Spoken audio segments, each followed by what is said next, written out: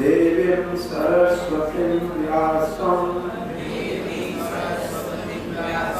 ततो जयमुदीरयेत्।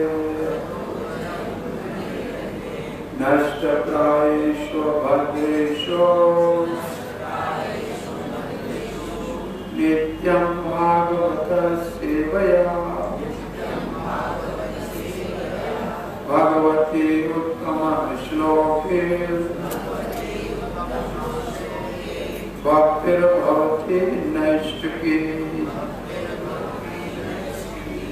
कृष्णाय वासुदेवाय देवकी नंदनाय च नंदगोपकुमाराय गोविंदाय नमो नमः। जय श्री कृष्ण चैतन्य प्रभु नित्यानंद श्री अद्वैत गदाधर शिवासादि गौर भक्त वृंद। हरे कृष्णा कृष्णा कृष्णा हरे हरे हरे राम राम राम हरे हरे। हरे कृष्ण। प्रथम प्रणाम करते हैं भगवान श्री जगन्नाथ बलदेव और सुभद्रा के चरणों में, जिन्होंने अपने धाम में हम सबको आश्रय दिया और उससे भी उत्तम श्रीमद् भागवत के वर्णन और श्रवण करने का शुभ अवसर दिया। उनकी कृपा और अनुकंपा से यहाँ विराजमान राधा कृष्ण और भगवान गोपाल के अनुग्रह से श्री रमाशंकर जी अग्रवाल और उनके सुपत्न धीरज जी, धर्मपुत्र युधिष्ठिर और उनके भाई बंधु बांधव और साथ में जैन परिवार, जिन्होंने भी इस भागवत का अनुष्ठान और श्रवण किया। इन 7 दिवस में आज पूर्ण आहुति का वेला है। संक्षेप में भागवत का श्रवण करेंगे, भगवान के चरणों में ये प्रार्थना करेंगे। समापति का अर्थ खत्म होना नहीं होगा, पूरा होना नहीं होगा। संस्कृत में समापति का अर्थ है सम्यक प्राप्ति। सम्यक प्राप्ति का मतलब जो हमने सुना है वो हमारे को प्राप्त हो, जो हमने समझा है वो हमको प्राप्त हो। तो आज ये समाप्ति हो रही है भागवत की। इसका अर्थ है कि हमारे को अच्छी तरह से ये प्राप्त हो, इसका फल प्राप्त हो। और इस 7 दिनों में जो हमने सुना है उसका स्मरण करें और जो समझा है उसको जीवन में उतारें। सो दसम स्कंद श्रीमद् भागवत के उत्तर अर्ध के अंतर्गत अपने भगवान श्री कृष्ण की मनोहर लीलाओं का प्रातः के सत्र में श्रवण किया। परीक्षित महाराज भगवान की लीलाओं सुनने में इतना उत्सुक था, इतना उनकी उत्कंठा थी, कहते हैं और भगवान की लीलाएं सुनाई। भगवान की ये लीलाएं हमारे अंतःकरण को शुद्ध करती है। मन में जो हमारे प्रेम है और जो हमारी बुद्धि में विचार की शक्ति है उसको पुष्ट करती हैं। आप और भगवान श्री कृष्ण की कुछ मधुर लीलाएं हमें सुनाई तो श्री सुखदेव जी गोस्वामी कहते हैं, भगवान श्री कृष्ण के एक अवंतिका नगरी में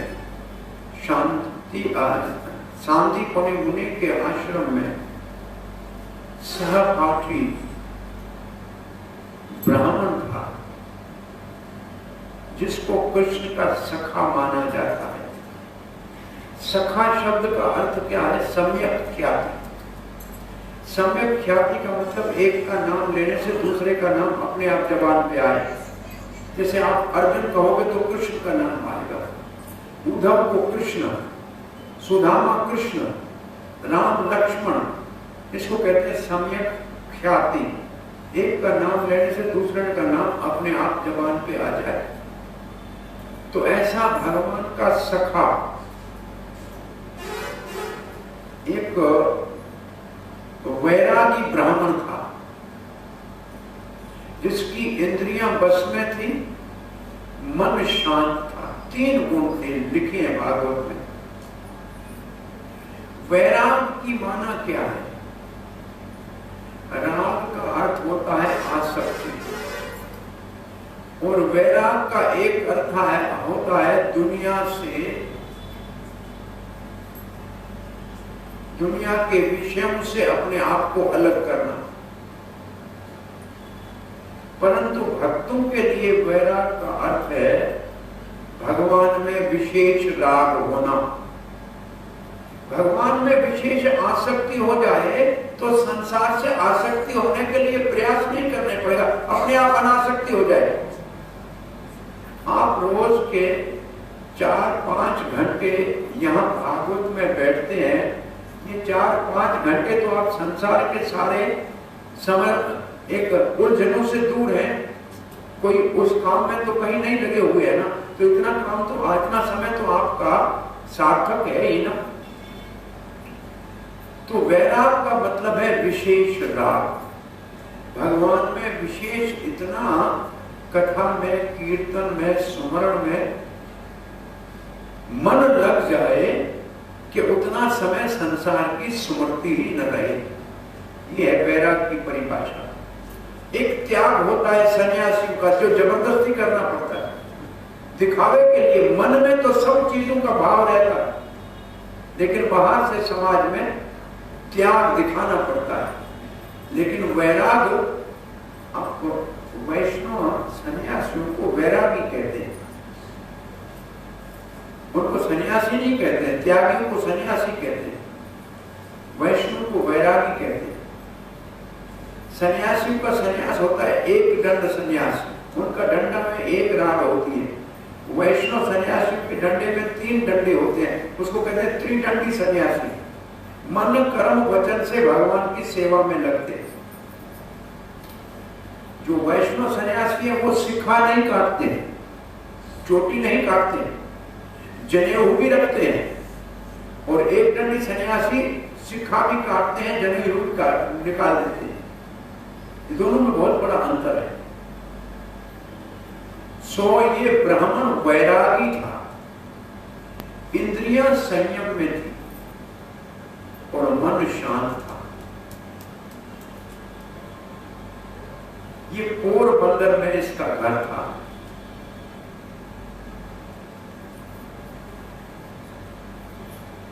और अयाचक ब्राह्मण था। अयाचक का मतलब किसी से मांगता नहीं था, जो अपने आप प्रारब्ध बस हवा की तरह जो आ जाए उसमें संतुष्ट होना, मांगने नहीं जाना। जो अपने आप आ गया उसी में संतुष्ट रहना। विवाह किया था, बहुत सुशील, और सुशील थी इसलिए उसको सुशीला कहते हैं। उसकी पत्नी थी, बच्चे भी थे। पहनने के लिए एक धोती थी, पगड़ी भी नहीं थी, चप्पल के पांव में निशान भी नहीं थे। आनंद में सदा रहते थे, दुबले पतले हो गए थे। एक दिन पत्नी ने प्रेम से कहा कि आपका सखा श्री कृष्ण द्वारका में निकट ही तो विराज रहा है। आप अगर उनके पास चले जाते, मांगो नहीं तो भी वो आपको देखकर समझ जाएगा और हम सबका निर्वाह सुख से हो जाएगा। पत्नी ने जिद नहीं किया कि आप जाओ, मांगो नहीं, सलाह दी। वैसे पत्नी का धर्म है मंत्रणा देना, सलाह देना। सुदामा ने कहा लेना देना तो हमारे जीवन में हमने सोचा ही नहीं कि भगवान से मित्रता कुछ लेने के लिए नहीं थी, परंतु आपकी सलाह में अच्छाई ये दिख रही है कि भगवान का दर्शन हो जाए, और भगवान का दर्शन होना यही तो जीवन का परम लाभ है। तो मैं जाऊं तो सही, पर मेरा मित्र है ना, कुछ तो भेंट ले जानी चाहिए ना। कुछ घर में भेंट है। ब्राह्मण ने देखा घर में कुछ नहीं था, 4 पड़ोस के घर में गई और तंदुल, जिसको चिवड़ा कहते हैं, पोहा कहते हैं जिसको, 4 घरों से मिला। कोई पतला था, कोई मोटा था, कोई पीला था, कोई लाल था। एक धुले हुए फटे कपड़े में पोटली बांध दी, कहा ये द्वारकाधीश के लिए भेंट है। सुदामा उसको उठाया और कृष्ण का स्मरण करते हुए द्वारका के लिए रवाना हुआ। द्वारका में पहुंचा है, द्वारका का वैभव देखा है। 16,000 महली महल है।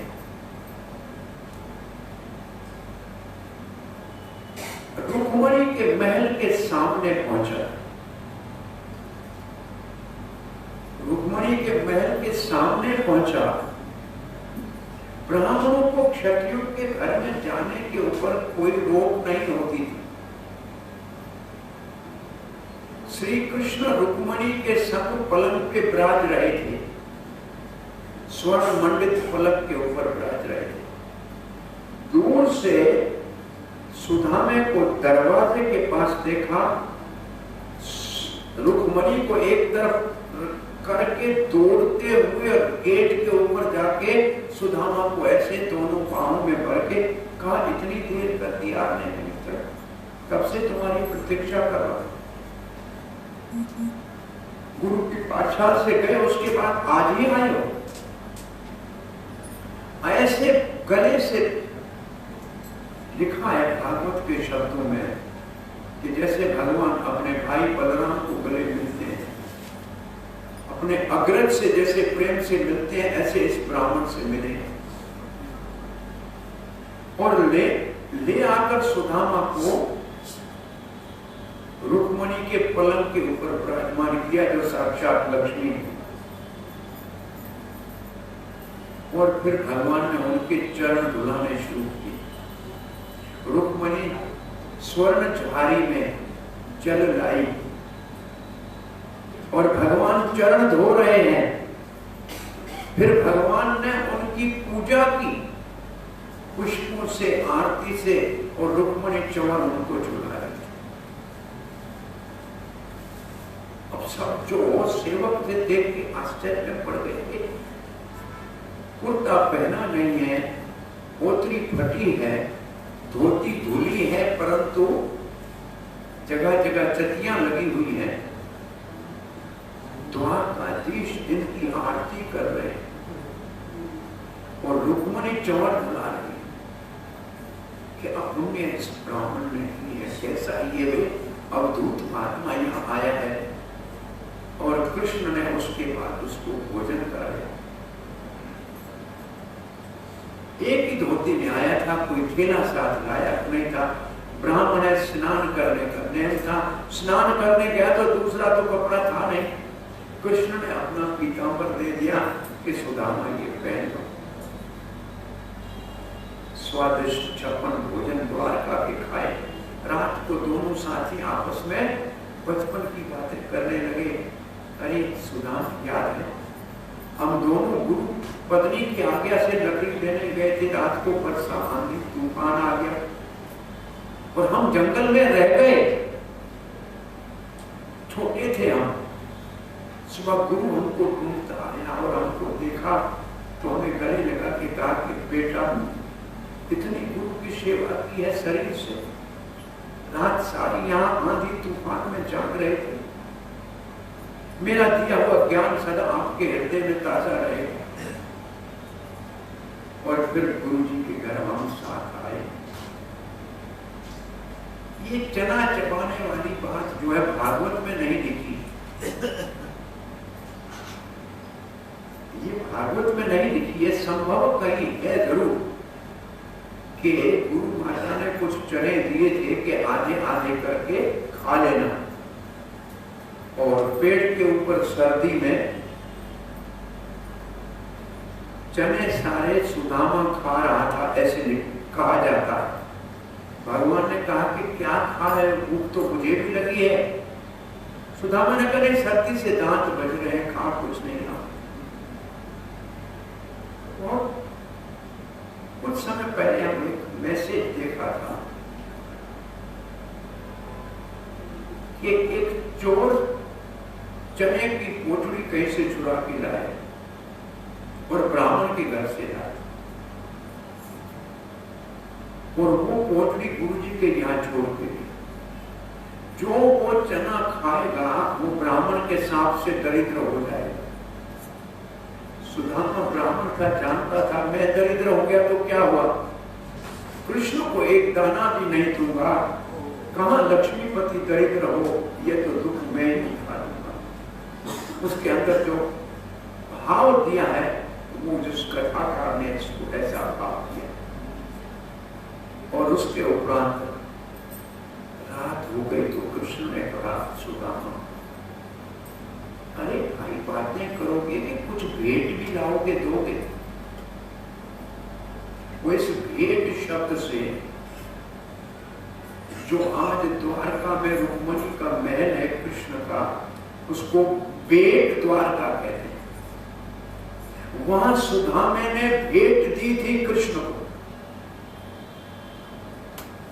कहा मेरे लिए कुछ लाए हो सखा? सुदामे ने महल को देखा, सोने के पलंग को देखा और अपनी पोटली को देखा, बड़े लज्जा आने लगी कि ये कहां द्वारकाधीश को देने के योग्य है। फटे कपड़े में 4 घरों का चीड़ा, उस गरीब की गरीबी का इतिहास उसमें लिखा हुआ था। लेकिन कन्हैया ने कहा कि ये मेरा मित्र है, ये मांगेगा नहीं, ये मांगेगा नहीं, मुझे मांगना पड़ेगा। और कृष्ण को मांगना पड़ा। अरे मेरे लिए काल आए हो, ये आंख में क्या दबा के बैठे हो? और कृष्ण को यहाँ ग्वाल बाल वाला खेल याद आया। उसके कांख से उसको निकाले, वो उसको पकड़े, वो उसको निकाले, धीना झपटी में पोटली पड़ गई, अंदर से तंदूर दिखाई दिया। कृष्ण ने कहा ये सबसे मेरा स्वादिष्ट आप क्या चीज लाए हैं? ये तो वृंदावन में ही मेरे को मिलता था, वृंदावन छोड़ने के बाद आज तक नहीं मिला है। आज आपने वृंदावन की याद दिला दी। 56 भोग तो मैंने बहुत खाए द्वारका के, ये मैं मुट्ठी भर के ऐसे कृष्ण ने खाया। कहा सुदामा इतना स्वादिष्ट, तुम्हारा पेट अनुपम है। दूसरी मुट्ठी खाने से पहले रुक्मिणी ने हाथ पकड़ लिया, ये द्वारकाधीश ब्राह्मण का इतना खाने से क्या दोगे? आप तो अपने आप को दे दोगे, मैं लक्ष्मी हूं, क्या मुझे भी दान कर दोगे क्या? कुछ प्रसाद हमारे को भी दो प्राण।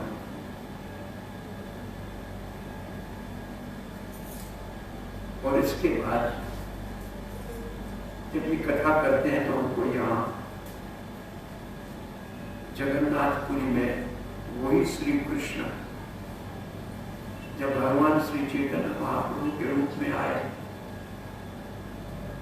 तो बहुत धनी 12 लाख रुपया स्वर्ण मुद्रा जिसकी आय थी, उसका दोनों भाइयों का एक ही पुत्र था परिवार में, नाम था रघुनाथ दास।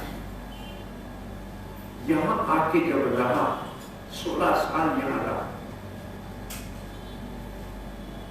पहले तो घर से पैसा आता था, महाप्रभु को भोजन में बुलाता था। फिर देखा कि मैं अपने पूर्वजों के विषयों के पैसे से महाप्रभु को क्यों खिलाऊं, बंद कर दिया खिलाना। तो महाप्रभु ने पूछा कि रघुनाथ कहां भोजन करता है? बोला जो सिंह द्वार है जगन्नाथपुरी का, उसके बाहर खड़ा रहता है और अंदर से भक्त आते हैं तो आशा करता है कि कोई भिक्षा दे देगा। महाप्रभु ने कहा ये तो वैश्यावृत्ति है, आशा रख के बैठा है ये देगा, अरे इसने नहीं दिया वो आएगा देगा। कुछ दिनों के बाद पूछा कि रघुनाथ दास कहां भोजन करता? बोला अब तो जो जगन्नाथ के चावल प्रसाद के सड़ जाते हैं, बाहर डालते हैं, गैया भी नहीं खाती है, उसको ले जाकर समुद्र में 10 बार धोते हैं और फिर मुट्ठी भर के वो चावल खाते हैं और भगवान का सौंप। महाप्रभु ये सुनते ही गंभीरता से दौड़े समुद्र के किनारे, हाथ रघुनाथ के हाथ में चावल है, अरे इतना बड़ा महाप्रसाद खा रहे हो और मेरे को निमंत्रण भी नहीं कर, और झपट के उनमें से चावल महाप्रभु ने खाए। महाप्रभु को सुदामा की लीला का जैसे कृष्ण ने जबरदस्ती खाए। अब सुबह हुई, सुदामा विदाई के लिए तैयार हुआ तो कृष्ण ने कहा ये पीला पीतांबर तो ले जाओ ना मित्र, ये आपका, मुझे बाहर लोग देखेंगे तो कहेंगे कुछ मांगने गया था मित्र, इससे मेरे ब्राह्मणत्व को और आपके दातात्व के ऊपर दाग लगेगा। कोई बात नहीं, अपनी फटी धोती पहन। बोला रात को सर्दी लग रही थी तो कोट पहना था, ये तो लेके जाओ। बोला आपका इतना बकमल का कोट में दरिद्र ब्राह्मण को अच्छा नहीं। उसी कपड़े में वैसे ही सुदामा वहां से रवाना हुआ। बाद लोगों ने देखा और कुछ कुछ महात्माएं भाव बताते हैं कि भगवान बेचारे को दुबला पतला था, रथ के ऊपर भेज देते, कोई कमी तो नहीं थी भगवान के पास, पैदल क्यों भेजा? तो बाद मैंने कहा, भगवान ने कहा इस ब्राह्मण की चरण रच मेरी द्वारका की धूली में लगेगी तो मेरी द्वारका की महिमा बढ़ेगी, रथ के ऊपर नहीं भेजना है इसको। ऐसे ब्राह्मणों का चरण स्पर्श द्वारका के लिए भाग्य की निशानी। सुदामा रास्ते में सोच रहा है कितना दयालु है मेरा मित्र कृष्ण, मेरे को धन दिया होता तो मैं धन में अटक जाता और भगवान का सुमरण भूल जाता, अच्छा किया कुछ नहीं दिया और थक गया कहीं सो गया। और उठता है तो देखता है कि वैसे ही बड़े बड़े महलों के सामने खड़ा, अरे कहीं भूल के द्वारका तो नहीं आ गया। इतनी देर में अंदर से सुदामा की पत्नी अपनी सहेलियों के साथ आरती का थाल सोने का बना के आई और सुदामे की आरती करने लगे। सुदामा देखता है कि क्या हो गया। घर के अंदर जाता है तो पूरा सुदामे का नगर स्वर्ण का बन गया, सुदामे का महल बन गया, अंदर पलंग आ गए, सोने के आसन आ गए, हर द्वारका में जैसा वैभव था ऐसा वैभव हो गया। सुदामा प्रणाम करके कहता है, रात को जैसे लोग सो जाते हैं और बादल बरसात करते हैं, सुबह उठते हैं तो तालाब भरे मिलते हैं, किसी को पता भी नहीं लगता है, ऐसे कृष्ण ने वहां से तो मेरे को खाली हाथ भेजा, लेकिन मैंने आने से पहले मेरे नगर को सोने का द्वारका के समान बनाया। मैं इसका भोग नहीं करूंगा, मैं सबको दिखाऊंगा कि कृष्ण जब देता है तो छप्पर फाड़ के देता है, मांगने की जरूरत नहीं है, उसको अपने भक्तों की आवश्यकता का पता होता है। और सुदामा वृत्ति से अपने घर में रहा और प्रेम पूर्वक भगवान का सुमरण करता। ये सुदामा की अद्भुत कथा सुनाने के बाद हम 10वें स्कंद में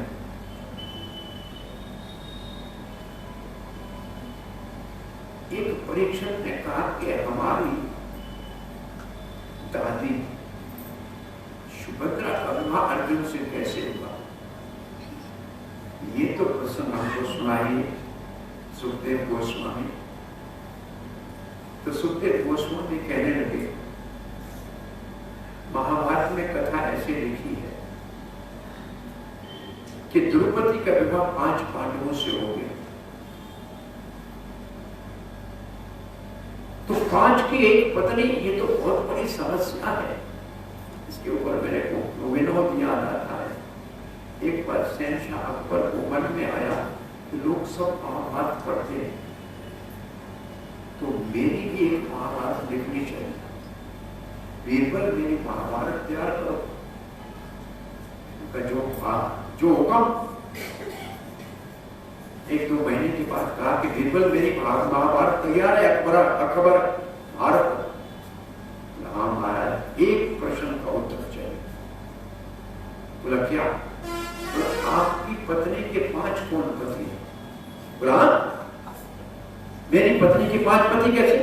बोला महाभारत में तो द्रौपदी के 5 पति थे। बोला नहीं चाहिए, हमारी नहीं लिखना महाभारत, आपकी मर्जी। रामायण बहुत बड़ी फसल है, तो हमारी रामायण लिख दीजिए, अकबरायण लिख लीजिए। लिख लेते। फिर महीने के बाद पूछा, बीरबल मेरी रामायण क्या है? हाँ महाराज, एक प्रश्न का उत्तर है, बता दीजिए आपकी पत्नी का अपहरण कौन करके गया? बोला मेरी पत्नी का अपहरण कोई कैसे कर सकता है? बोला राम की तो रावण कर गया था, उसके बगैर रामायण आपकी भी नहीं बनेगी। बोला फिर मेरा कुछ भी नहीं था। तो लोग कहीं कहीं समझते हैं कि हम राम कृष्ण बनेंगे, लेकिन पांडव बनेंगे, लेकिन उसके पीछे देखो कि कितना मुश्किल काम उनको करना पड़ रहा है जो दूसरा सोच भी नहीं सकता है। तो एक दिन नारद ऋषि ने आके कहा, भाई पांडु, दुनिया में लड़ाई के 3 ही कारण हैं, जर, जन, जमीन। जर का मतलब धोना, सोना, और जमीन का मतलब धरती, और जन का मतलब स्त्री। दुनिया में जितनी लड़ाइयां हुई हैं, जितने झगड़े हुए, उनका 3 ही कारण है, या पैसा है, या जमीन है, या स्त्री। आप भाई एक पत्नी के पति रहो, उसका एक नियम बनाओ, 2 वर्ष तक या 1 वर्ष तक एक पति के साथ पत्नी रहेगी। अगर दूसरा गलती से भी उस कक्ष में गया तो वो साल के लिए, मेरे ख्याल में साल है, या वनवास में जाएगा। और ये पांडवों ने स्वीकार किया।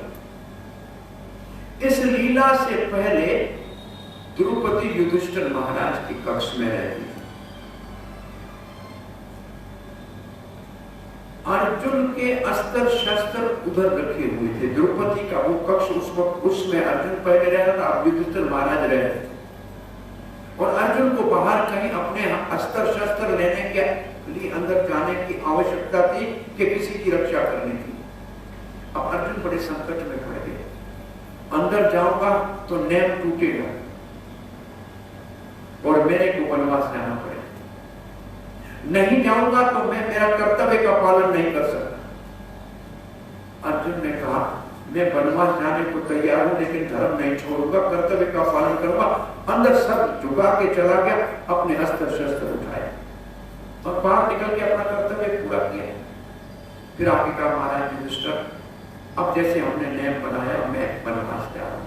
युधिष्ठिर ने कहा, छोटा भाई बेटे के समान होता है, तुम अगर अंदर आ गए तो इसमें कौन सा आपदा आ गई?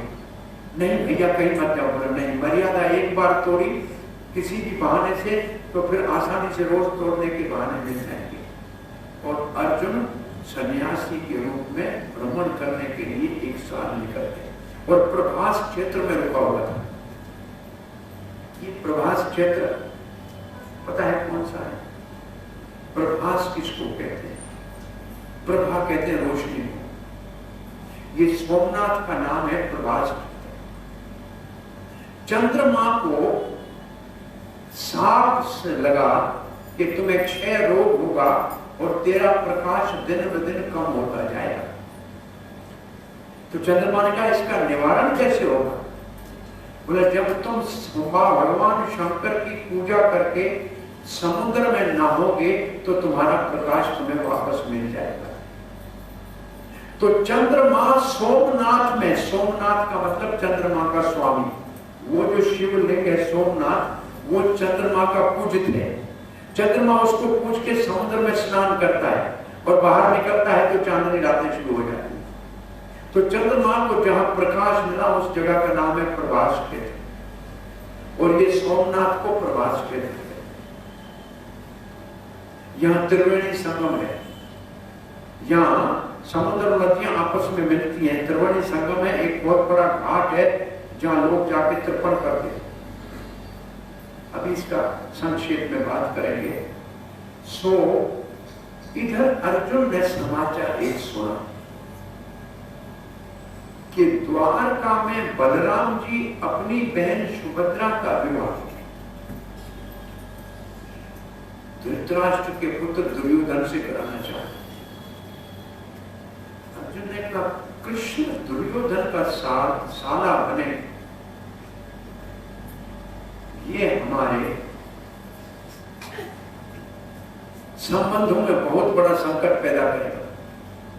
हमारी बुआ का लड़का है, कुंती उसकी बुआ है, मेरे मामे वासुदेव का बेटा है, और उसका विवाह अगर उधर हो गया तो ये मुझे नहीं करना, ये ठीक नहीं। यहां अर्जुन सन्यासी का रूप धारण कर लिया, त्रिदंडी सन्यासी बना, और द्वारका में चतुर्मास करने के लिए 4 महीने रह गए। एक दिन बलराम जी ने सुंदर सन्यासी को देखा, पहचाना नहीं, कहा हमारे घर भोजन करने के लिए महाराज पधारो। अर्जुन भोजन करने गए तो सुभद्रा ने भोजन परोसा, और अर्जुन और सुभद्रा की आंखें चार हुई, और एक दूसरे को मन ही मन पसंद कर लिया। वसुदेव, देवकी और कृष्ण तो चाहते थे कि सुभद्रा का विवाह दुर्योधन से नहीं हो, और कृष्ण तो सब कुछ जानते थे कि मैं ही आने वाले कुरुक्षेत्र के युद्ध में दुर्योधन को भीम से मरवाऊंगा, तो अपनी बहन को विधवा क्यों कराऊंगा? उसकी तो इच्छा नहीं थी। लेकिन बलराम जी का दुर्योधन के ऊपर अति स्नेह था क्योंकि वो इसका शिष्य था। संबंध है दुर्योधन के साथ। ये भागवत में कथा सभा हमने नहीं की थी। सांबा जामवती का पुत्र दुर्योधन की पुत्री लक्ष्मणा के साथ विवाह करना चाह रहा था, और कौरवों ने उसको इनकार कर दिया और सांबा को बंदी बना दिया। जतुवंशी ने कहा आक्रमण करेंगे कौरवों के ऊपर। बलराम ने कहा नहीं, हमारा रिश्ता है उनसे, मैं जाके समझाता हूं, समझ गए तो ठीक है, नहीं तो युद्ध तो बाद में हो ही सकता है, उसमें क्या। बलराम जी ने जाके समझाया तो कौरव कहने लगे अरे पांव की जूती सर के ऊपर बैठना चाहती है तुम? यदुवंशियों को कभी राज मिलने वाला नहीं था। अरे हमने आपको सम्मान देके संबंधी बनाया, अब आप हमारी कन्या से शादी करने का साहस करते हो?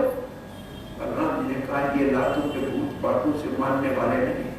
बलराम जी ने हल से पूरी हस्तिनापुर को खींचा, कहा अभी इस जमुना में डुबो दूंगा। हाहाकार मच गया।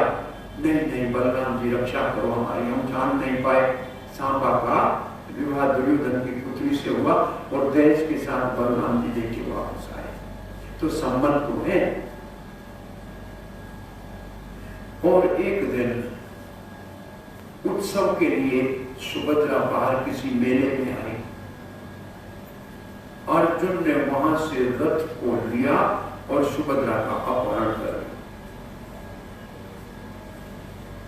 बलराम जी को बहुत क्रोध आया कि ये कौन ऐसा साहसी हो सकता है जिसने मेरी बहन का अपहरण किया है, फिर वही सन्यासी जो हमारे घर भोजन करने आया था वही लेके गया है। और कृष्ण ने कहा क्रोध मत करो भैया, ऐसा दुर्योधन में तुमने क्या देखा था? वो सन्यासी अगर अर्जुन था तो इससे ज्यादा अच्छा वीर पुरुष हमारी बहन के लिए बहनों ही कौन मिलेगा। और फिर ब्रजवासी कथा करने वाले रोचक भाव से कभी कहते हैं कि कृष्ण ने कहा हम कितने अपहरण करके लाए हैं हमारे घर में, रुक्मणी को भी लाए, मित्रावंदा को भी लाए, तो कोई हमारी क्षत्रिय भी ले गया तो क्या है, अपने ही घर में गए, बुआ के घर गए, कौन सा दुख की बात। और लड़की का विवाह ही तो करना था। अब इतना अर्जुन जैसा वीर उसके साथ विवाह हुआ है तो हमें खुश होना चाहिए। बलराम जी को कैसे भी कृष्ण ने मना लिया और यहाँ अर्जुन और सुभद्रा का मंगल विवाह हो गया। वो ये रोचक बात करते हुए मुझे सुदामा की रोचक बात भी ब्राह्मणों की याद आती है। जब सुदामा की रुक्मणी ने पूजा की, सेवा की, तो 16,108 रानी ने कहा सब ब्राह्मण का पुण्य अकेली रुक्मणी को मिले, हम भी पूजा करेंगे ब्राह्मण की। अपने घर से थाली सजाई, पेड़ा रखा, अंदर माला रखी और अगरबत्ती लेके घर आ गए। सुदामे की पूजा करके माला पहना के पेड़ा खिलाए। वो कैसो भाग्यवती पत्र भव, पुत्र प्रिय भव, पुत्रवती भव, 1 2 3 4 5। सुदामे का गला सूख गया। अब उसको भाव भूल गया।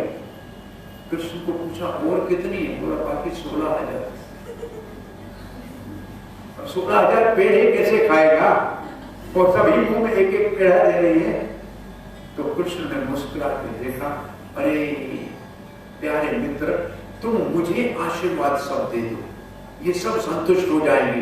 बोला दोनों हाथों से तुम्हारी सारी गृहस्थी सदा सुखी रहे, पुत्रवान रहो, ऐश्वर्यवान रहो, बस ऐसे।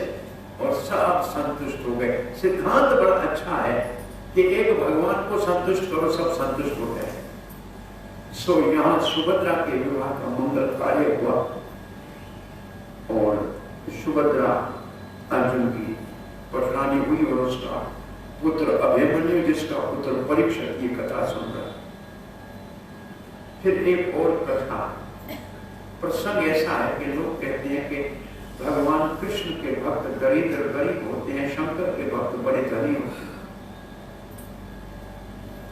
तो एक उदाहरण में कथा आती है 10वें स्कंद भागवत में। वृकासुर नाम का एक असुर था। आशुतोष, भगवान शंकर को आशुतोष कहते हैं। आपने नाम सुना है आशुतोष? आसानी से प्रसन्न होने वाला, थोड़ी सी सेवा से संतुष्ट हो जाएगा, आशुतोष कहते हैं। वृंदावन में नंदगांव के सामने एक वन है, उसका नाम है आशुतोष वन। श्री कृष्ण के जन्म के समय भगवान शंकर डमरू लेके यशोदा मैया के घर के बाहर योगी के वेश में आए। मैया ने दरवाजा खोला, योगी को देखा, गले में सांप था, बाल थे बिखरे हुए, डमरू हाथ में थी। मां ने कहा क्या चाहिए? बोला आपके लाला का दर्शन कराओ। बोला लाला डर जाएगा आपको देखकर, मेरा लाला बच्चा कैसे आपको दिखाओ? भोजन चाहिए तो दे दो।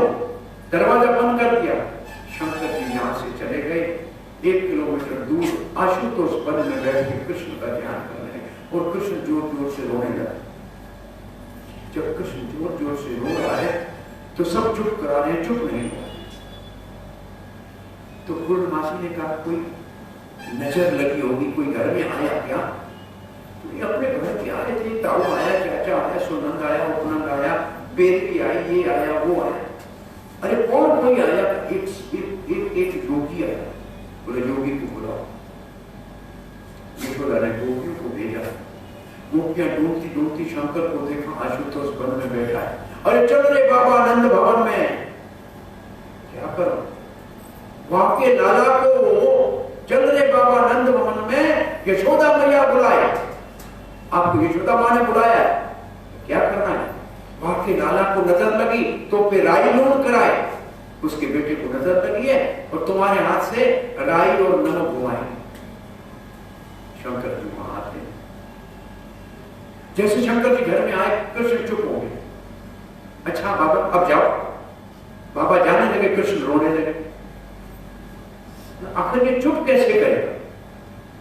शंकर जी का इसका चरण यहां से लेके मेरे मस्तक पे लगाओ तो चुप हो जाएगा। यशोदा ने कहा नहीं, यहाँ सांप बैठा है, मेरे बच्चे को डर लगता है। गोपियों ने कहा नहीं नहीं, चरण लगा देते हैं। और जैसे चरण लगाया कृष्ण हंसने लगा, वो खिलखिला के हंसने लगा। यशोदा को बड़ी शांति हुई। तब यशोदा कहते रह रे बाबा नंद भवन में।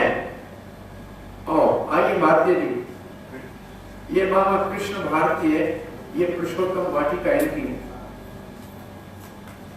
ये मामा जी आज पधारे हैं, तो मामा जी के स्वागत में हरे कृष्ण मंत्र बोलिए।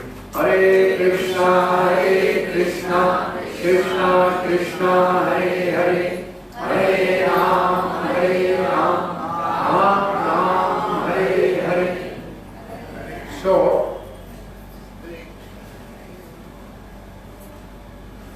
मामा जी बात हो रही थी आशुतोष शंकर की,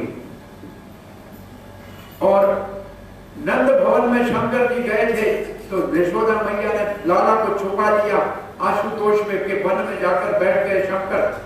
और फिर जब श्री कृष्ण का चरण लगाया गया शंकर जी के मस्तक पे तो कृष्ण खिलखिला के हंसने लगा।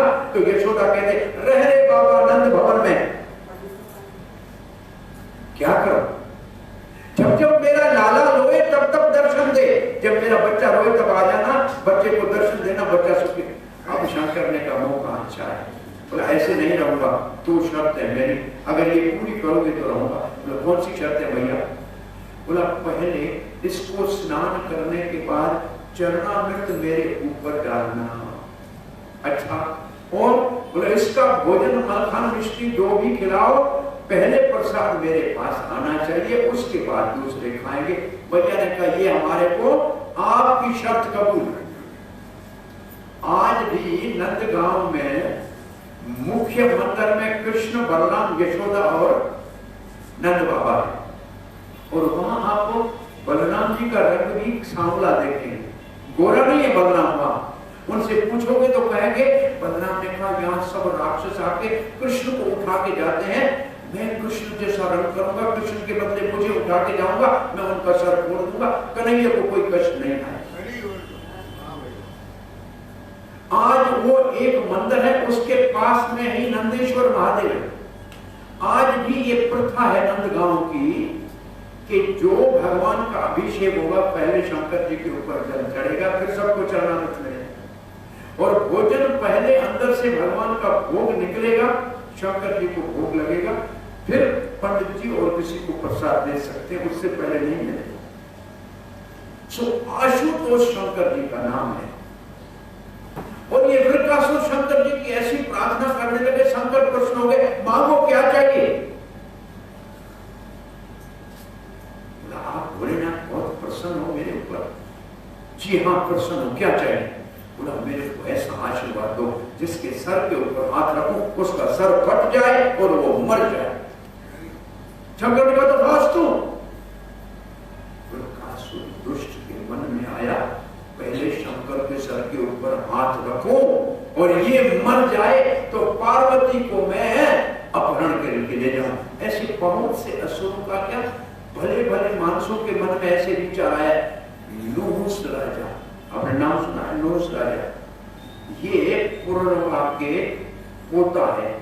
पुरनवा चंद्रवंश का जो उर्वशी के साथ जिसका विवाह हुआ था उसका पोता है नहुस, और नहुस का बेटा है ययाति। ये नहुस अपनी तपस्या से स्वर्गलोक चला गया।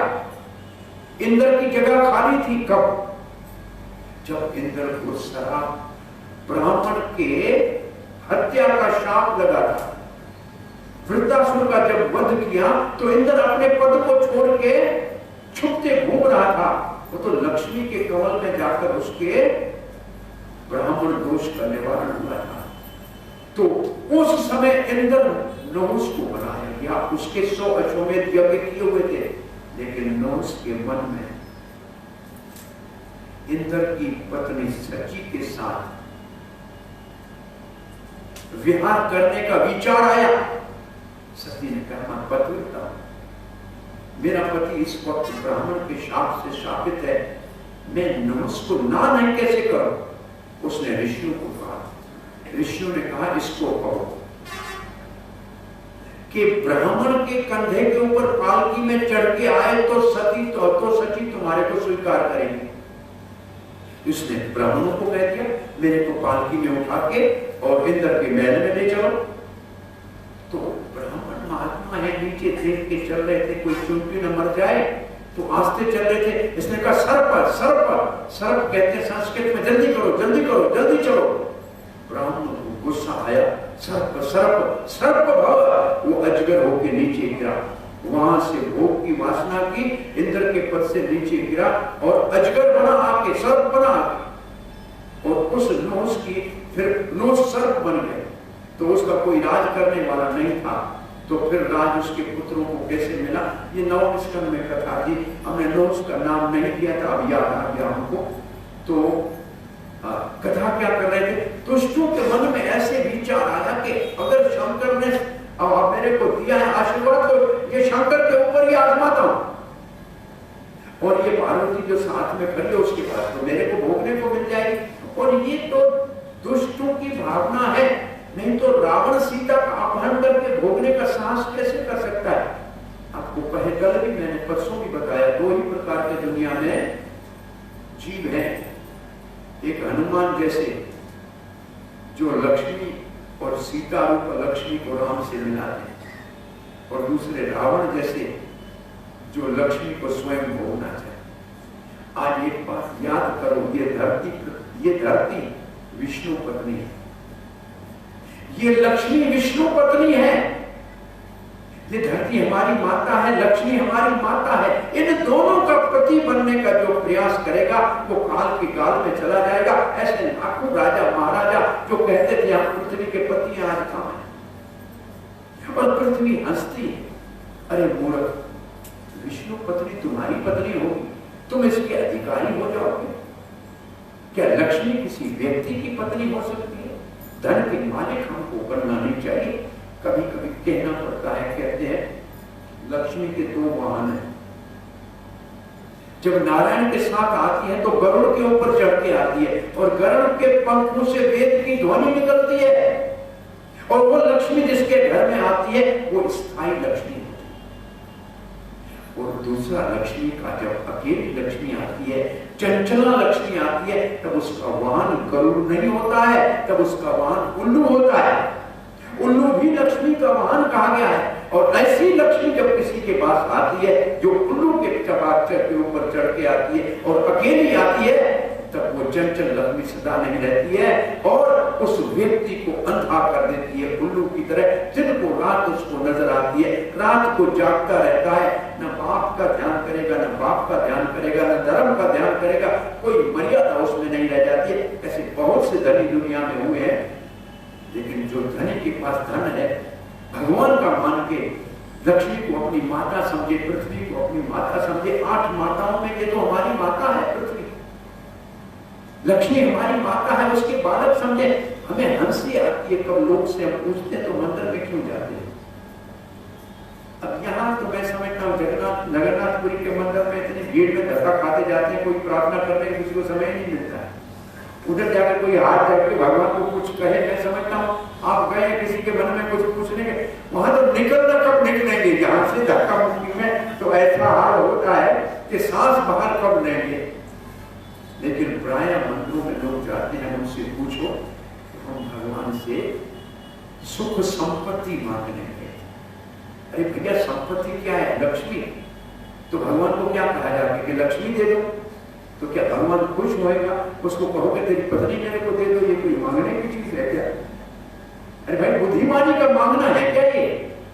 वेद ने आपको कहा था कि मंदिर में जाके कहो तुम्हें एवं माता पिता तुम्हें, अरे माता पिता हो ऐसे कहो तो लक्ष्मी कहेगी बेटा आओ तुम खाओ दही मक्खन खाओ और सुख से रहो। और कहोगे कि नहीं भगवान हमको ही पत्नी दे दो तो डंडे मारेगा। वो समझना नहीं आते लोग मंदिर में जाके मांगना क्या जाए ये भी पता नहीं। सो वृकासुर के मन के अंदर दुष्ट भाव आया, दुष्ट भाव आया और शंकर जी के सर के ऊपर हाथ लगाने के लिए दौड़ा। शंकर जी आगे भागे, पीछे बृहस्पति भागा और दौड़ा मोरी में शंकर जी आगे गए। भगवान विष्णु ने देखा ये मेरा भक्त बोला दुष्ट को आशीर्वाद देके फंस गया है, अब मुझे शंकर से इसको छुड़ाना चाहिए। भगवान ब्राह्मण के रूप में सामने आए, ए बृहस्पति महाराज कहाँ हाँफते हाँफते जा रहे हो, क्या हो गया? तब तक शंकर जी आगे चल के छूट गए। एक जगह है राजस्थान में, बाड़मेर से आगे, और पर्वत के ऊपर विष्णु पगला, जो भगवान विष्णु के चरण का निशान है, सांचो उसका नाम, सांचो नाम। और उस उधर जाके भगवान विष्णु खड़े और शंकर की गुफा में छुप गए। उधर सोमे की अमास का बहुत बड़ा मेला लगता है, ऊपर आधे तक हम चढ़ के गए थे एक बार। सो भगवान विष्णु ब्राह्मण के रूप में आके कहते हैं बृहस्पति हाथ रहे हो, क्या हुआ? शंकर जी ने वरदान दिया है। क्या वरदान दिया? पर जिसके सर के ऊपर हाथ रखो सर पड़ जाएगा। अरे असुर, दक्ष ने शराप दिया है, आपको मालूम नहीं है कि शंकर जी की सब शक्ति खत्म हो गई दक्ष के यज्ञ में, मालूम है ना? जगाई नहीं दी थी उसको। कुछ विश्वास मत करो शंकर की बात का, तुम्हें हमारी बात पे संकोच हो रहा है ना, तो अपने सर को हाथ लगा के देख लो, कुछ भी नहीं होगा। भगवान ने अपनी वैष्णवी माया ऐसी उसके दिमाग में घुमाई, उसने अपना हाथ ऐसे सर के ऊपर रखा, सर फटा और मरा।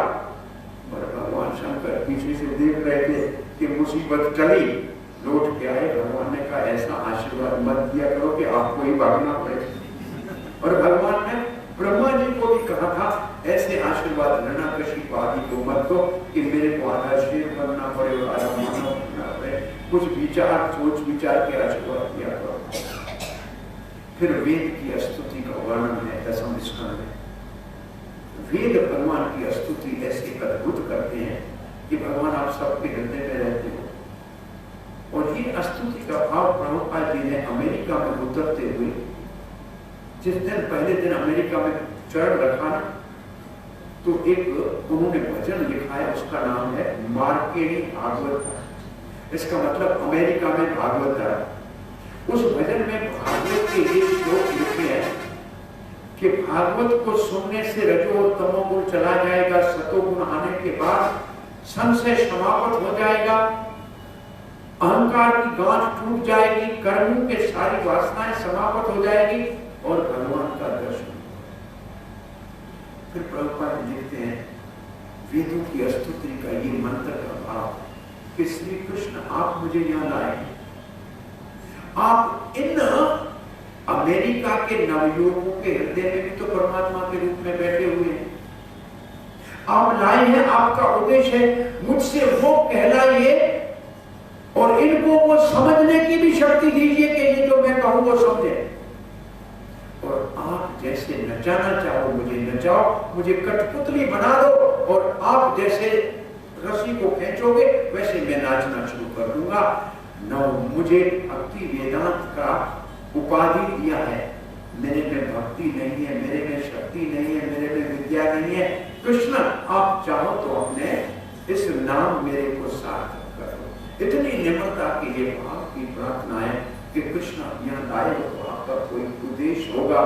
और यहाँ फिर कृष्ण की जय जयकार करके सुखदेव महाराज कहते हैं भगवान श्री कृष्ण की जय, द्वारकाधीश की जय, वृंदावन बिहारी की जय। और जय जयकार करने के साथ आपकी गाड़ी का टाइम हो रहा है। 15 मिनट में अब हम पूर्ण आहुति करेंगे। वैसे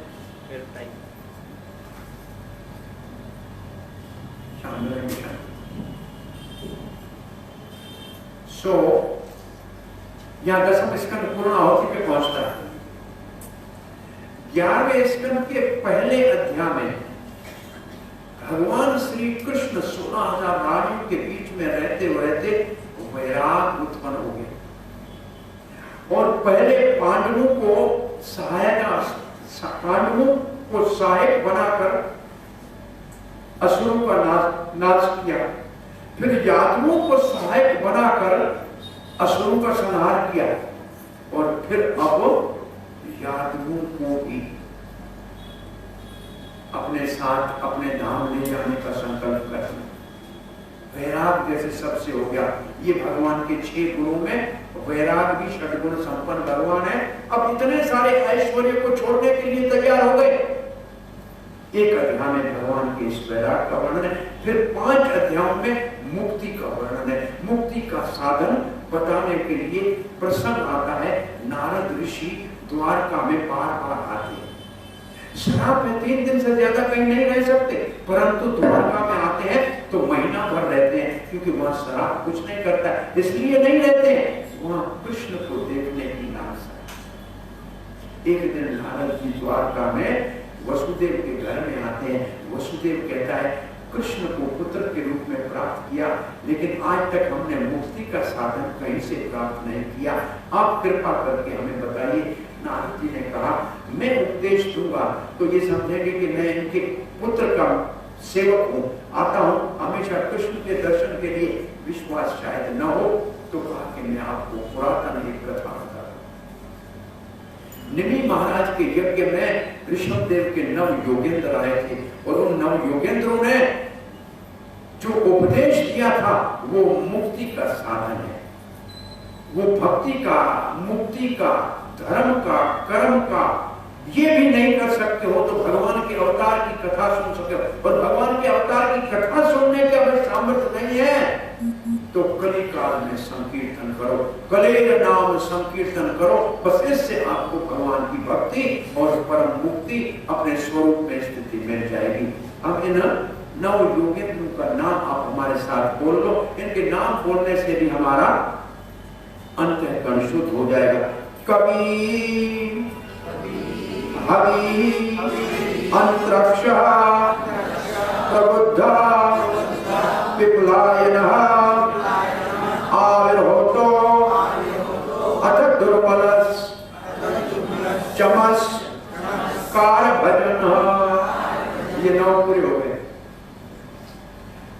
एक प्रश्न पूछा है निमि महाराज ने। पहला प्रश्न का उत्तर दिया है कवि ने, दूसरे का हवि ने।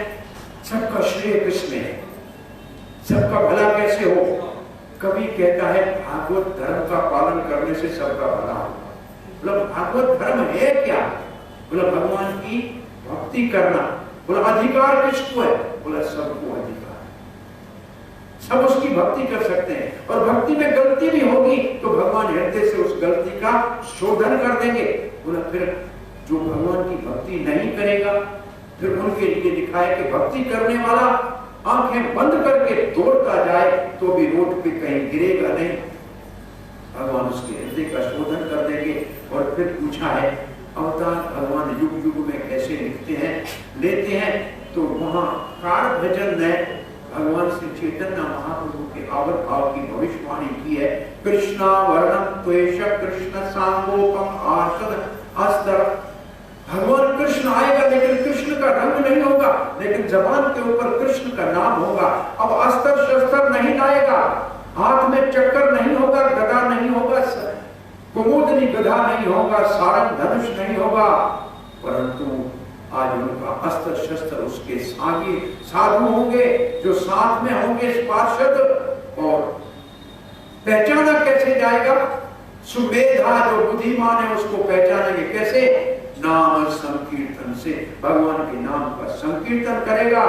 हेम वर्णो, हेम वर्ण सोने का रंग होगा, महाभारत में लिखा है। और ये सहस्र नाम का मंत्र है जो 16 जो 1000 भगवान विष्णु के नाम है, उसमें एक नाम है हेमांगो।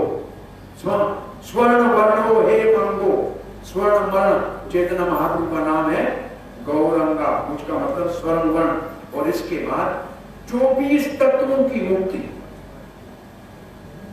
लिए इस विषय में यदु महाराज अवधूत दत्तात्रेय से मिलते हैं, जो पहले प्रहलाद को उपदेश दे चुका है, अलग को उपदेश दे चुका है, और अब यदु को उपदेश दे रहा है। ये तो कहते हैं आप कुछ करते नहीं, इतना सुखी कैसे, आनंद में कैसे रह रहे?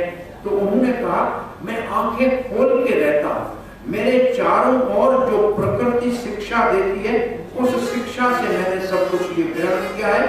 और विशेष रूप से वो कहते हैं मैंने 24 गुरुओं से शिक्षा ग्रहण की है। ये मंत्र देने वाले गुरु नहीं है, इनके पीछे चलना नहीं है, अपने चारों ओर जो चीजें हैं उनसे शिक्षा ग्रहण करनी है। तो ये 24 गुरुओं का भी हम एक बार नाम लेके आगे बढ़ेंगे। तो ये 24 गुरुओं का नाम यहां आप उच्चारण करने को अच्छा है।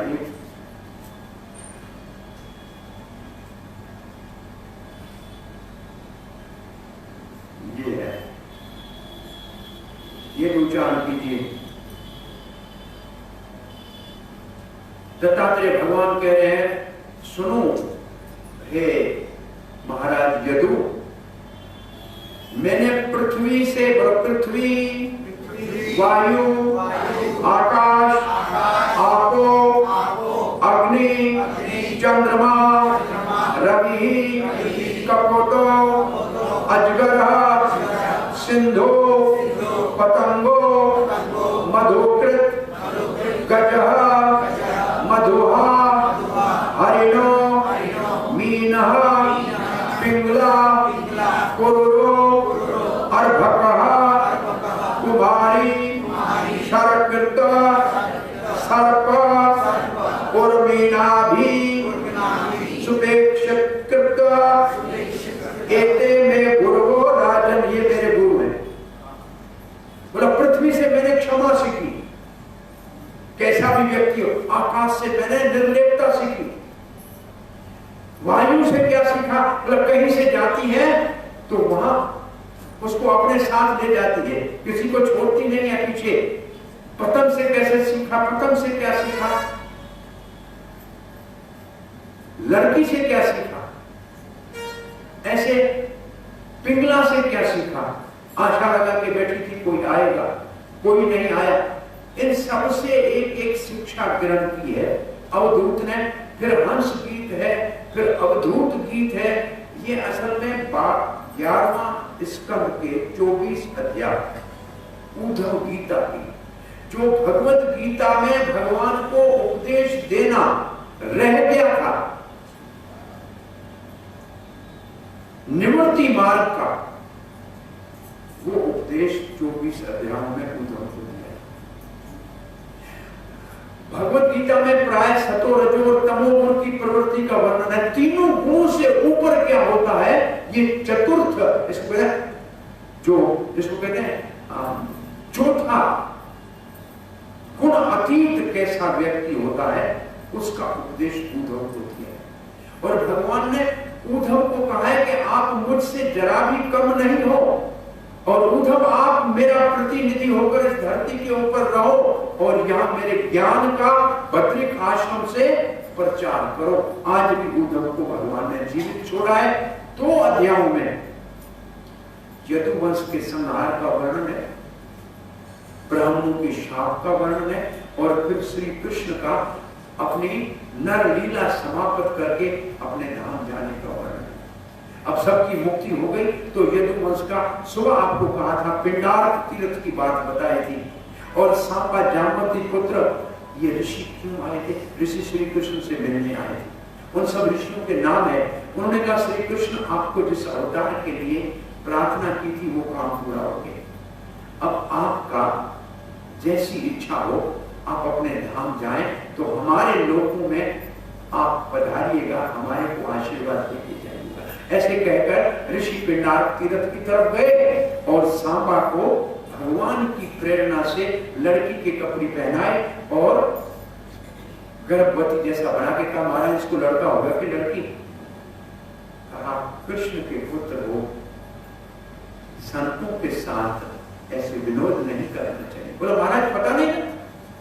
बोला पता लगता है अंदर मूसल है, यदुवंश का नाश होगा। मुख निकल, साधु से मुख से वचन निकल गया। ब्राह्मण की वाणी वेद है, मुक्ति तो वेद से होगी, यदुवंश का नाश और कोई नहीं कर सकता। आज पेट को खोला तो इतना बड़ा लोहे का गोला निकला। कृष्ण को नहीं बताया, उग्र सिंह को बताया, कहा इसको पीस के समुद्र में डालो, पीस के समुद्र में डाल दिया। श्री कृष्ण सब जानते थे।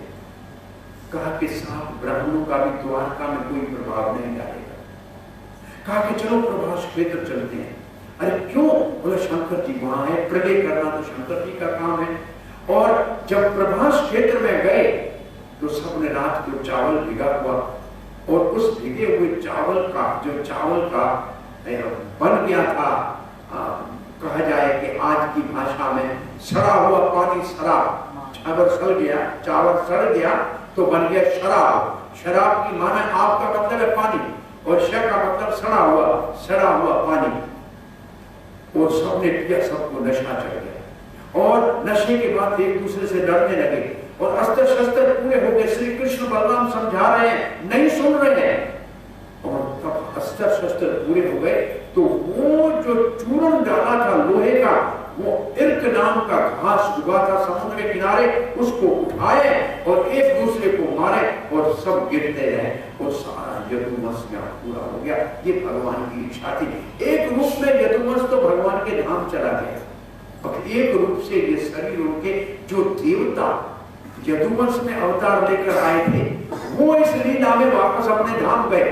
असली यदुवंशी तो सदा भगवान के संग रहते हैं, वो तो पार्षद है। ये तो देवता जो आए थे यदुवंश में अवतार लेकर, वो इस लीला से वापस अपने अपने धाम गए। अब श्री कृष्ण ने सबका तर्पण किया। उसके बाद वहां से बलराम भी चले हैं। आप कभी जाएं प्रभास क्षेत्र तो एक स्थान है जहां बलराम जी पाताल में शेष के रूप में प्रवेश किया, और नीचे एक गुफा बनी हुई है, और उसको कहते हैं जहां बलराम जी ने अपना शेष रूप से पाताल में चले गए। और उससे थोड़ा आगे भगवान श्री कृष्ण के चरणों के निशान है। यहां से कृष्ण वीरावल नाम की जगह, जो 5 किलोमीटर है प्रभास क्षेत्र से, सोमनाथ से, वहां एक छोटा पीपल का पेड़ था। छोटा इसलिए था कि हमारा ब्रह्मांड सबसे छोटा है। उसको पीठ देकर बैठे, इसका मतलब ये माया भगवान के पीठ में होती है, पीछे होती है, और भगवान ने अपना सीधा पांव उल्टे पांव के ऊपर रखा, और भगवान के पांव का तलवा ऐसे लाल लाल चमकने लगा जैसे हिरण का मुख। और एक टुकड़ा इतना उस लोहे के मूसल का एक मृगारी को हाथ आया, उसने अपने तीर के आगे लगाया, और आगे एक मृगारी का स्थान भी कहते हैं, वो जो शिकारी था, वहां से उसने कृष्ण के चरण को समझा कि ये हिरण का मुख है, और उसको बाण चलाया। कौन था ये? कभी कभी आपको कहने के लिए सुनने को मिलेगा कि बाली को भगवान राम ने छुप के मारा था, इसलिए यहाँ ये मृगारी वो बाली वापस आके मारा है। लेकिन भागवत में ऐसे नहीं लिखा है। लिखा है कि भृगु ऋषि, ये दसम स्कंद की कथा नहीं कही थी, अब बहाना आ गया है।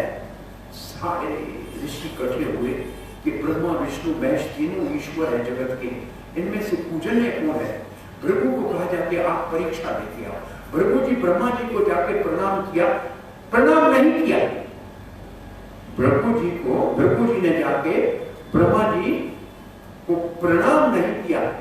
ब्रह्मा जी ने कहा इतने अशिष्ट बन गए हो, शिष्टाचार नहीं है, प्रणाम नहीं करते हो। और शंकर जी के पास गया तो सर नहीं झुकाया, शंकर जी को क्रोध आ गया, और त्रिशूल लेके और जबान से कह दिया, कसम लगाते हो, यहाँ पड़े होते हो, तुम हमारे से आलिंगन कैसे करोगे? अब भृगु को तो भागना पड़ा, पार्वती ने बचाया। गया विष्णु भगवान की लक्ष्मी चरण दबा रही थी, भृगु ने नहीं पूछा, सीधी छांका जाके विष्णु की छाती पे लात मार दी। भगवान ने चरण पकड़ के कहा, हे ब्राह्मण देवता, तुम्हारे चरण कितने कोमल है, मेरी छाती वजह जैसी, आपको चोट लग गई होगी, मेरे को आने में स्वागत करने में देर हो गई, क्षमा करना। भृगु ऋषि कहता है,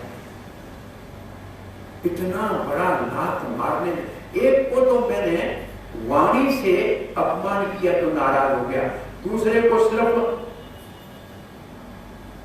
कहा जाए कि शरीर से प्रणाम नहीं किया तो नाराज हो गए, और इसको तो लात मारी, हिंसा की तो भी कुछ है। लेकिन उस वक्त लक्ष्मी ने देख के भृगु को कहा, ब्राह्मण तुम्हारे घर में कभी लक्ष्मी नहीं आएगी। भृगु ने कहा, माँ आपको नमस्कार है, मैं भी ऐसी एक भृगु संहिता लिखूंगा जिसमें ज्योतिष इतना प्रबल होगा कि लोग अपने आप लक्ष्मी ब्राह्मण के चरणों में ढाल के जाएंगे, मुझे इसकी चिंता नहीं है। और भृगु जी ने ये कह के वहां से निकले और सारे आके ऋषियों को बताया, पूजने तो विष्णु है, जिसको लात मारने से भी क्रोध नहीं आया, आज भी विष्णु की छाती के ऊपर भृगु की लात का निशान है। और ये भृगु आज वो शिकारी मृगारी बना, आज ये भृगु ऋषि मृगारी बना है। और तीर लगा भागता हुआ आया, श्री कृष्ण को प्रणाम किया। कृष्ण ने कहा, मेरी चिंता मत करो, तुम पहले मेरे धाम चले जाओ, तेरी सेवा पूरी हुई। फिर श्री कृष्ण स्वशरीर अपने धाम जाने लगे। और संभवतः जो उत्कल खंड है पुराण का, उसमें लिखा है कि भगवान श्री कृष्ण का वो रूप, वो शरीर समुद्र में अपने डाला, वो लकड़ी के रूप में यहाँ आया, जिससे जगन्नाथ जी यहाँ बने। एक पुराण में ये कथा भी अपनी जगह पे है कि यही कृष्ण यहाँ आके विराजमान हो गए हैं, जो द्वारका से अपनी लीला संवरण किया। यहाँ 11वें स्कंद को पूर्णाहुति के पहुंचा के 12वें स्कंद में मात्र 13 अध्याय हैं, जिसमें पहले अध्याय में भारत वंश में वो राजाओं का सब नाम है, यहाँ तक कि चंद्रगुप्त मौर्य के तक, चाणक्य पंडित तक का वर्णन है। फिर लिखा है कि मलेच्छ कश्मीर के रास्ते और इस रास्ते भारत में आएंगे, और उसके बाद नीच शासन भारत के ऊपर आरंभ हो जाएगा। यहाँ तक का वर्णन इतिहास का है। और फिर भूमि गीत है। भूमि कहती है कलयुग का इतना कठोर समय आ गया है, कलयुग के अंदर लोगों की आयु कम हो जाएगी, बुद्धि कम हो जाएगी, विचारधारा धर्म कम हो जाएगा। इतने कलयुग के अवगुण लिखे हैं, आप देखोगे तो घर घर में कलयुग का राज है। परीक्षित ये सुन के परेशान हो गया कि कलयुग में इतने सारे दुख है, तो लोगों का उद्धार कैसे होगा? मेरे भी अब दिन पूरे होने को आए हैं और मैं भी जाने वाला हूँ, तो फिर आप कलयुग के अंदर इन लोगों का उद्धार कैसे होगा? और ये सुनकर भगवान के प्रेमी भक्त सुखदेव के हृदय में ऐसा भाव आया, कहा कलेर दोषे निधे राजन अस्ति एको मान। महागुण, कलयुग में भले करोड़ दोष हो, लेकिन एक बड़ा महागुण है। कौन सा ऐसा महागुण है महाराज? जल्दी बताओ, मैं उसका पालन करूंगा, मेरी प्रजा पालन करेगी, सबका उद्धार होगा। बोला वो महागुण है कीर्तन कृष्णस्य, भगवान श्री कृष्ण के नाम का कीर्तन। और इतना साफ लिखा है, न ब्रह्म का कीर्तन लिखा है, न परमात्मा का कीर्तन लिखा है, श्री कृष्ण कीर्तन। और श्री कृष्ण जब कीर्तन कहते हैं तो राधा कृष्ण के कीर्तन की बात है। इसलिए इसी हरे कृष्ण मंत्र को युगल मंत्र जब गाते हैं, राधे श्याम श्याम श्याम राधे राधे, राधे कृष्ण कृष्ण कृष्ण राधे राधे, यह राम का अर्थ है राधा रमण। सो ये श्लोक कहा कि मुक्त संग, वो मुक्त भी हो जाएगा, परम ब्रजते, वो ब्रज धाम में मेरे पास पहुंच जाएगा। ये सबसे मान है। फिर प्रलय का, जैसे 12वां स्कंद, 11वां स्कंद मुक्ति का है, 12वां निरोध लीला है। इसमें 4 प्रकार की प्रलय का वर्णन है। एक नित्य प्रलय, जो रोज हम रात को सो जाते हैं तो संसार सारा हमारे लिए समाप्त हो जाता है, और रोज हमारे अंदर कुछ ना कुछ कम होता जाता है, दिखता नहीं है, लेकिन हम रोज बदलते जाते हैं। ये प्रलय तो रोज हो रही है। और एक नैमित्तिक प्रलय है, जब ब्रह्मा जी की रात होती है तो ये संसार में भूर्भुव स्वलोक तक प्रलय होती है, केवल स्वर्ग तक होती है, ऊपर के लोगों में प्रलय नहीं होती है, वो लोग रहते हैं। और फिर महाप्रलय होती है, जब ब्रह्मा जी के 2 प्रारब्ध का मतलब 100 साल पूरे होते हैं, तब सारे 14 लोग ब्रह्मा जी के साथ सब महाप्रलय होती है। फिर चौथी प्रलय कहते हैं आत्यंतिक प्रलय। उसका मतलब है जीव के अंदर बीज भी नहीं बचे कर्मों का, और भगमुक्त होकर भगवान के धाम चला जाए अपने स्वरूप में, उसको चौथी प्रलय कहते हैं। और इस प्रलय का दर्शन मार्कंडेय ऋषि ने किया, उसका वर्णन है। बैठे थे आश्रम में और तब तक बाढ़ भी आई, डूब भी गए, संसार मिट भी गया, और एक वट वृक्ष के पत्ते के ऊपर छोटे श्री कृष्ण बालक के चरण को देखा और अंगूठा अपने पांव का चूस रहा है। वटस्य पत्रस्य पूटे स्यानम बालम मुकंदम सबसे नमामि। और फिर देखा कुछ भी नहीं है, वही आश्रम में कोई नहीं है। और इसके बाद पूर्ण आहुति के यज्ञ भी करना है। आप हमारे साथ पूर्ण आहुति के श्लोक पढ़ें। फिर भागवत की महिमा है और परीक्षित का उद्धार है।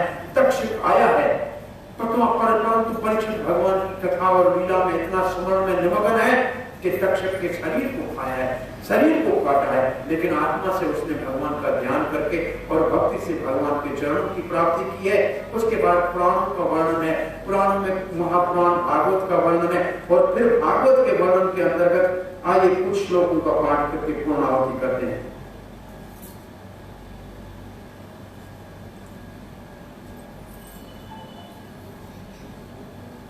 श्रीमद्भागवतम पुराणममलं यद् वैष्णवानां प्रियं यस्मिन् परमहंसायाम् एकममलं ज्ञानं परं गीयते तत्र ज्ञान वैराग भक्ति स्थितं नैष्कर्म्यम् आविष्कृतं तत्श्रवणं स्वपठं विचारं परो भक्त्या विमुच्येन नरः।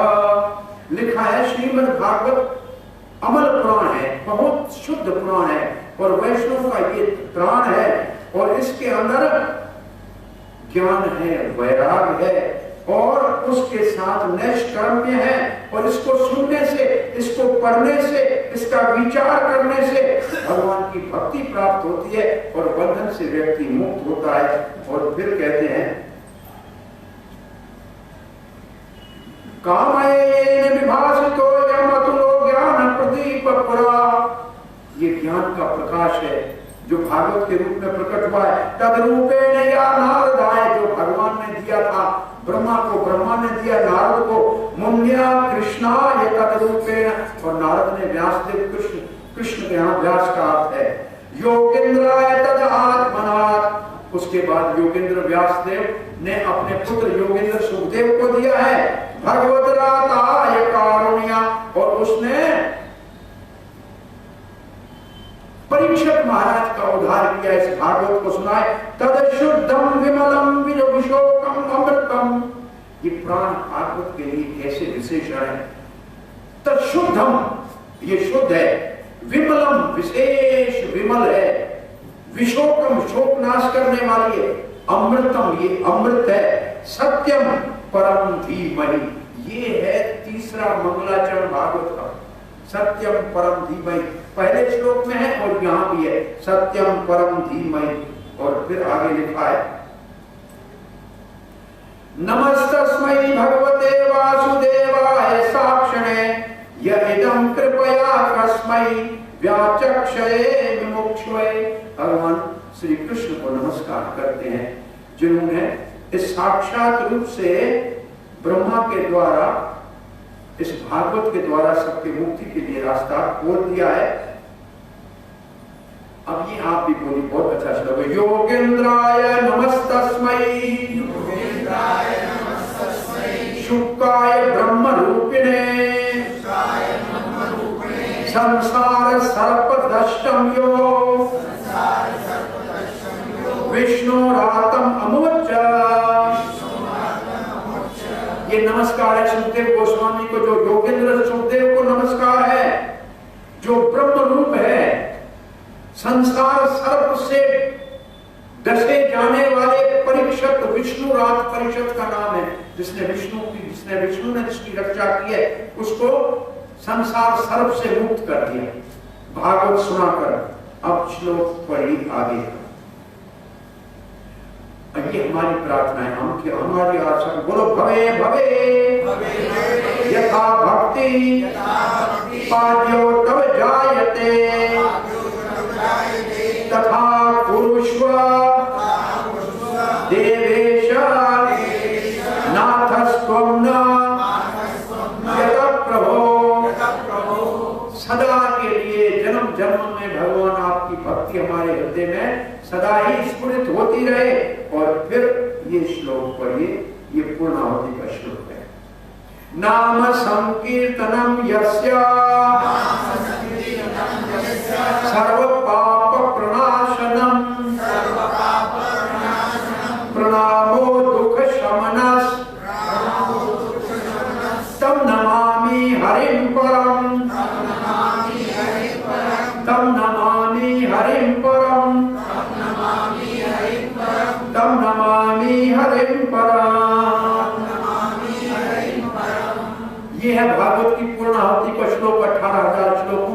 दो ही बातें हैं।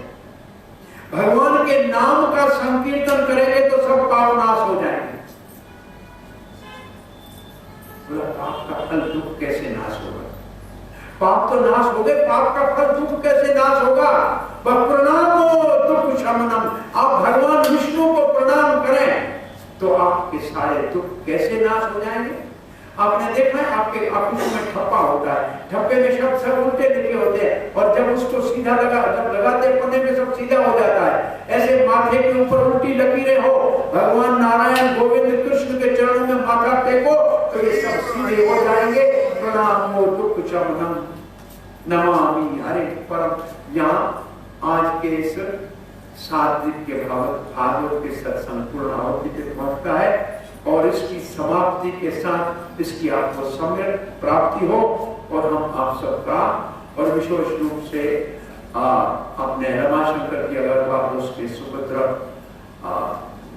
धीरज जी और उसकी पुत्रवधू पूनम और उनके सारे भाई ब्रदर बंधु बांधव जो आए हैं उन सब के लिए भागवत के चरणों में प्रार्थना और भगवान जगन्नाथ के चरणों में प्रार्थना करते हैं। उनकी अवचल भक्ति और वृद्धि के साथ आगे बढ़े और मानव जन्म के परम लक्ष्य कृष्ण प्रेम को प्राप्त करें। हरे कृष्ण। श्रीमद् भागवत महापुराण की जय। जय गौर प्रेमानंदे हरे गौर। अब हमारी वाणी को यहाँ विराम देते हैं। यज्ञ भी आपको करना है, आरती भी करनी है। हमारी ऐसी कामना की समय तो कम बचा है, लेकिन कम से कम 2 पुरुष और 2 माताएं अपने अनुभव को अगर बताएं कि आपको भागवत की इस 7 दिन के सत्संग में क्या प्रेरणा मिली, तो ये हमारी अगर समय आपको इजाजत देता है तो 2 पुरुष और 2 माताएं अपने भाव को प्रकट कर सकती हैं। हरे कृष्ण।